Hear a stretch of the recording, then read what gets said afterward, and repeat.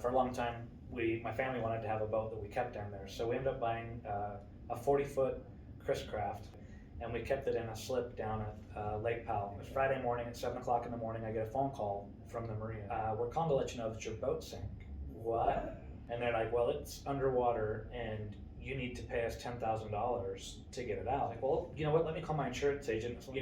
Call your insurance agent if you want to. The fine for polluting in the drinking water is $50,000. $10,000 now or $50,000 later. So I give them my credit card number. They charged me $10,000. So I told the insurance agent, he was like, well, Rich, we're not going to cover any of that $10,000. Like, you got to be kidding me. The replacement cost of the boat, gear on the boat, furniture, electronics, all the stuff that we had on the boat. Like, yeah, this policy pretty much just covers just a defined amount, but we're not going to cover all these other things. Like, I thought that we were covered. Well, Rich, I got to be honest with you, I've never insured a boat this big before. I'm sorry. I ended up paying an extra $10,000. A lot of times maybe insurance isn't the best, the cheapest isn't necessarily the best. What went wrong in that scenario? What should people be thinking about when they have an asset like a yacht or an exotic car that's not the normal stuff that maybe the usual insurance agents are used to dealing with?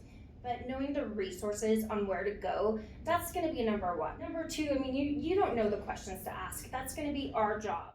Agents can be afraid to have discussion. Where are you boating? Where is it being stored? How long is it being stored? What kind of equipment do you have on the boat? Like, what can we prevent? An ounce of prevention is a pound of cure. How you store the boat, looking after it, what kind of security measures. You're doing an annual inspection, having your boat stored on the water. The environmental and pollution aspect should have definitely been addressed. I would have said up to $200,000. If I did get fined from the EPA, I'm sure that would have been another $50,000. That I went down to the marina to see the boat. Do you know how lucky you are? Well, when the boat went down, it hit this really huge cable. Where your boat was, the water is 100 feet deep. And if it would have went to the bottom and not hit the cable, we would have charged you $100,000 out of pocket. And if you're storing it in, this particular depth of water, that is what you could be liable for. And then at that point, you can say, hey, I want to self-insure. I'm okay with paying out of pocket. Or no, I want to pay the couple extra $100 and let's have it covered. Are there companies that specialize and would have more underwriting questions? The typical standard carriers like max out at 21 feet. Those are going to be the things that you can just put onto your homeowner's policy. There are other carriers that provide you with some expertise backed around that. Let's say there's somebody out there, I wonder what I do have coverage on my. What should somebody do when they have these types of assets? Ask the question. Request a copy of what you currently have. Insurance is just one of those ways that we help mitigate you and put you on the right path.